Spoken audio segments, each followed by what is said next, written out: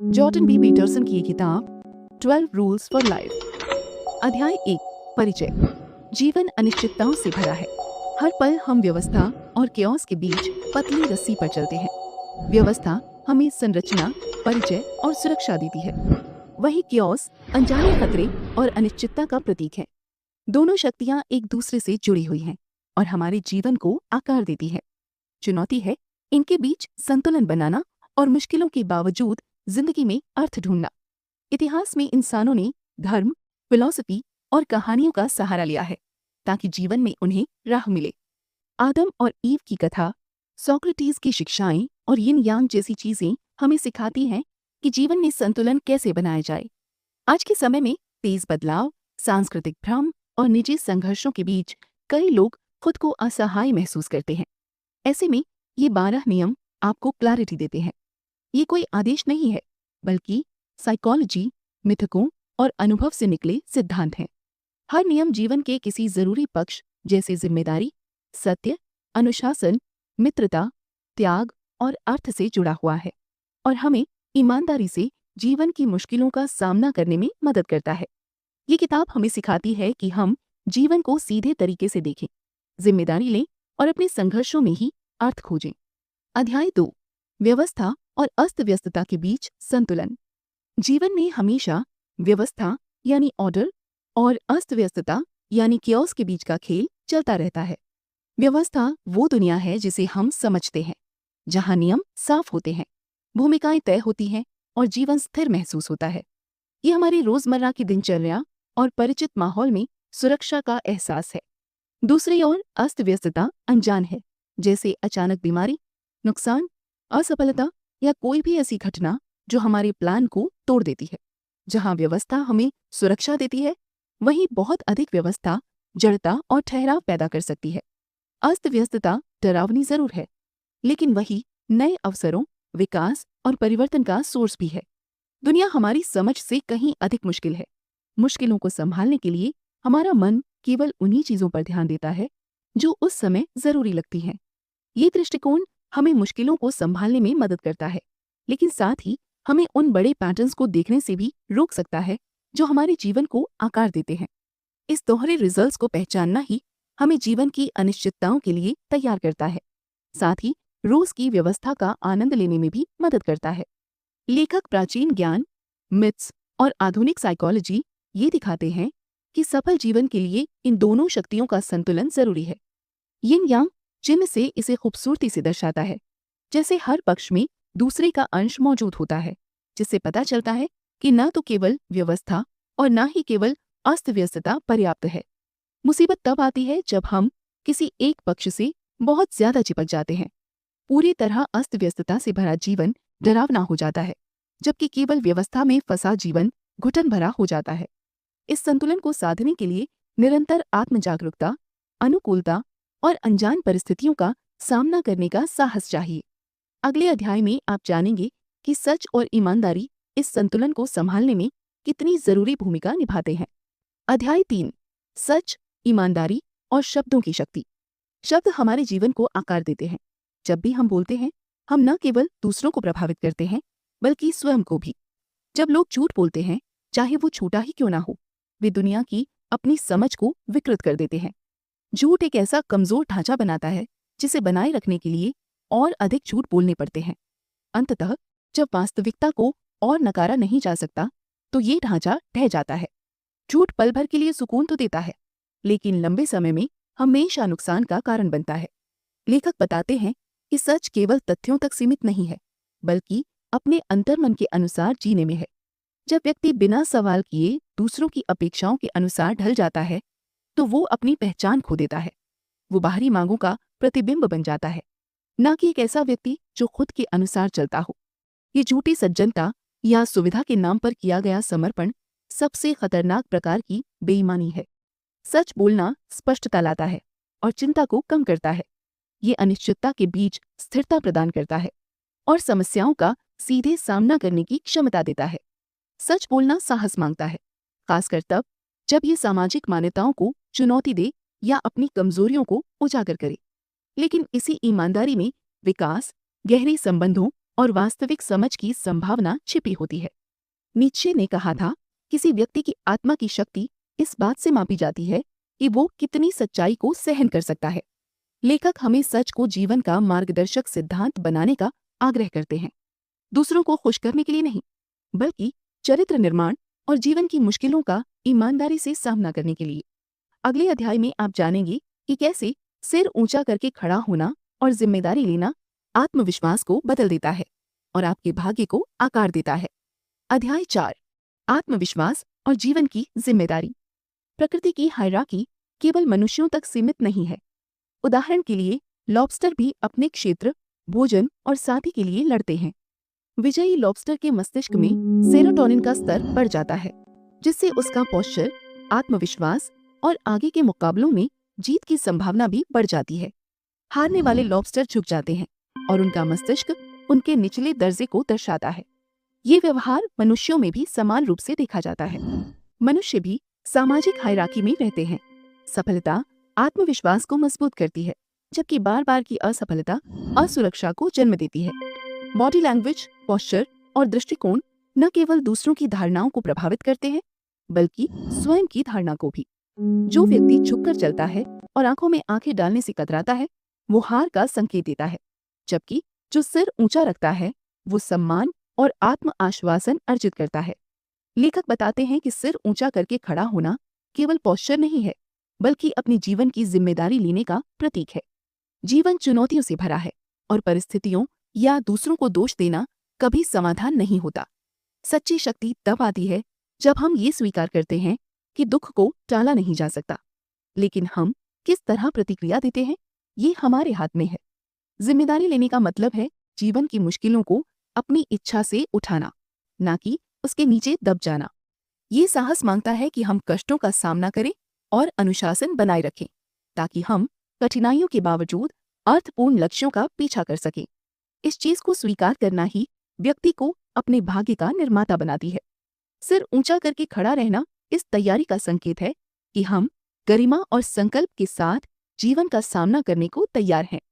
अगले अध्याय में आप जानेंगे कि आपके साथ रहने वाले लोग आपके जीवन और विकास को किस हद तक प्रभावित करते हैं। अध्याय 5, ऐसे रिश्ते चुनना जो आपको आगे बढ़ाएं। हम जिन लोगों के साथ रहते हैं, वे हमारे जीवन की दिशा पर गहरा प्रभाव डालते हैं। अच्छे रिश्ते हमें प्रेरित करते हैं, चुनौती देते हैं और विकास के लिए प्रोत्साहित करते हैं।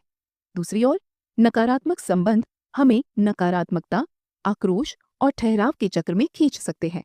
लेखक चेतावनी देते हैं कि जो लोग अपने जीवन की जिम्मेदारी लेने से इनकार करते हैं, उनके साथ रहना हमें भी वैसे ही नुकसानदायक रास्तों पर ले जा सकता है।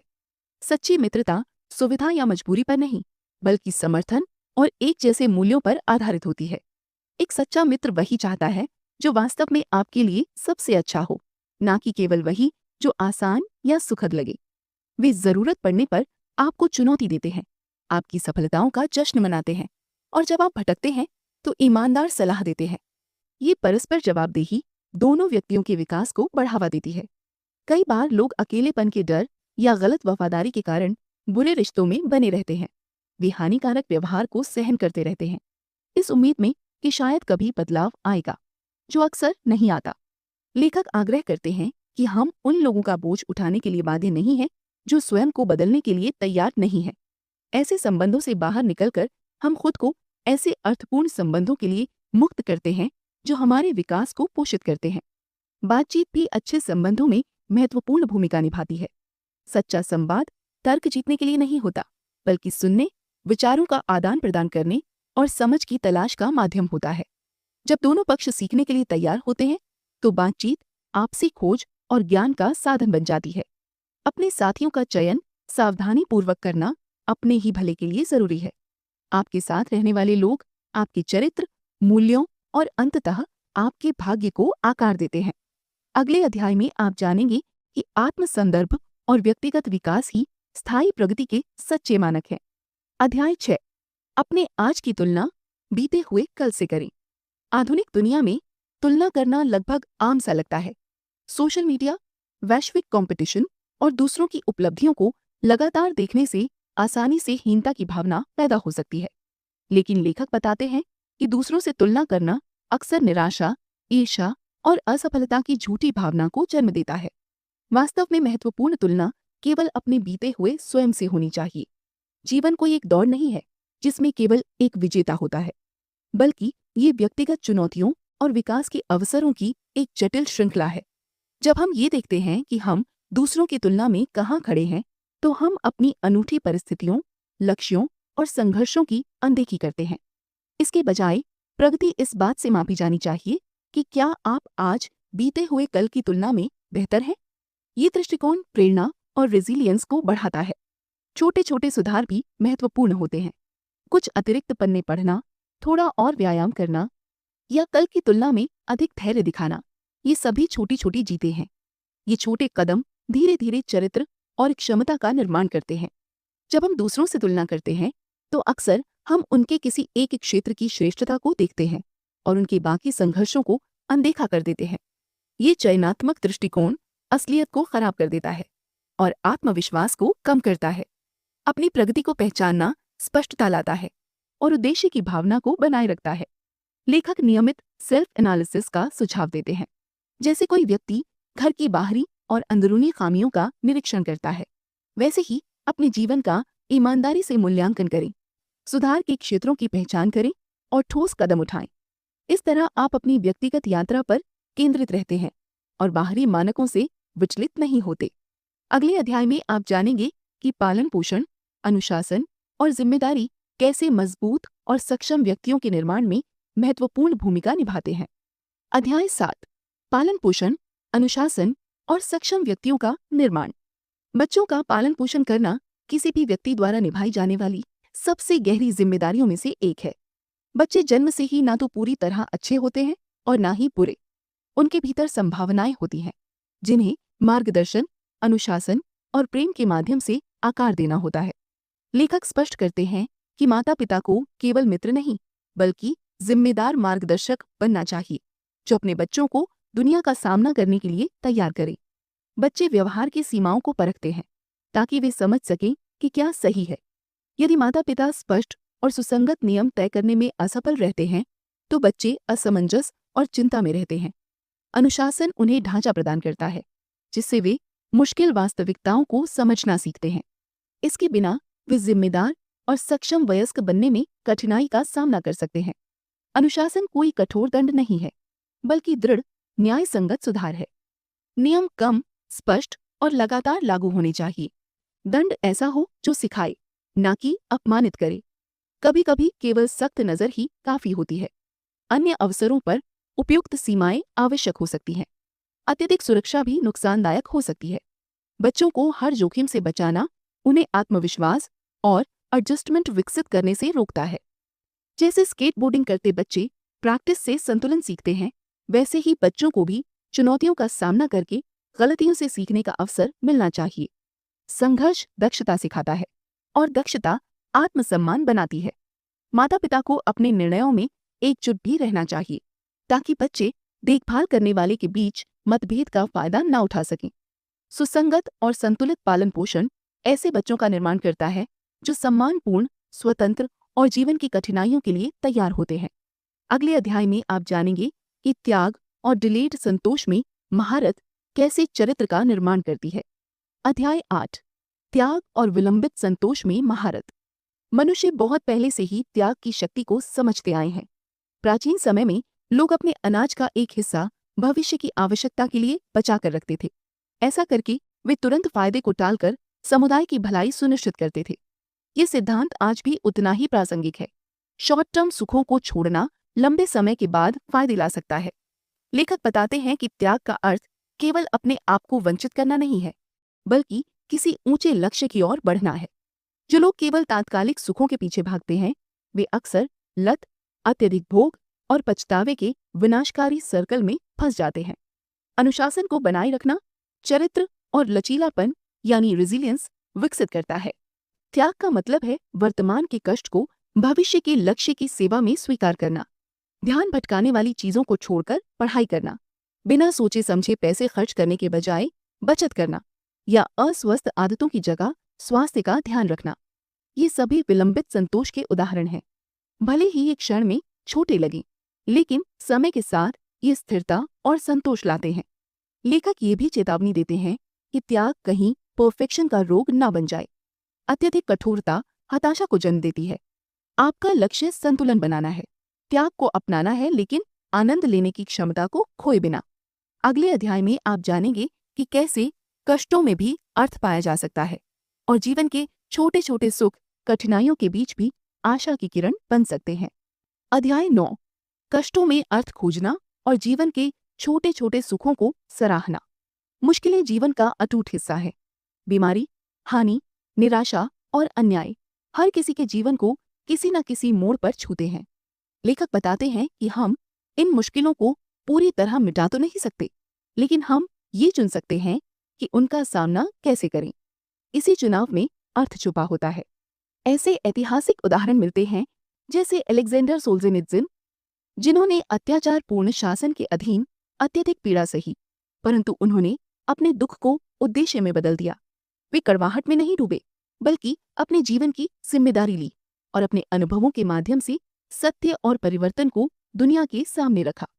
दूसरों या दुनिया को दोष देना केवल आक्रोश और निराशा को बढ़ाता है। कठिनाइयों में भी जिम्मेदारी लेना व्यक्ति को गरिमा बनाए रखने और उद्देश्य खोजने का अवसर देता है। इस प्रकार का जागरूक सामना व्यक्ति के चरित्र का निर्माण करता है और संसार में स्थिरता प्रदान करता है। इसी के साथ लेखक हमें याद दिलाते हैं कि जीवन के छोटे छोटे सुखों को भी सराहना चाहिए।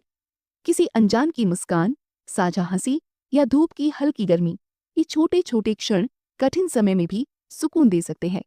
ये पल भर की खुशियां जीवन को उसकी गहराई और संतुलन प्रदान करते हैं। सड़क पर मिली बिल्ली को सहलाने की साधारण क्रिया इस दृष्टिकोण का प्रतीक है। छोटे छोटे अप्रत्याशित सुखों पर ध्यान देकर हम जीवन के मूल्य को उसकी पीड़ा के बावजूद स्वीकार करते हैं। ये सजग जागरूकता हमें वर्तमान में टिके रहने और लचीलापन विकसित करने में सहायता करती है। जिम्मेदारी, स्वीकृति और आभार के माध्यम से हम अर्थ खोजते हैं और आगे बढ़ने की शक्ति प्राप्त करते हैं। किताबी पर आरजे रेखा के साथ आप सुन रहे थे 12 रूल्स फॉर लाइफ, जिसके लेखक हैं जॉर्डन बी पीटरसन।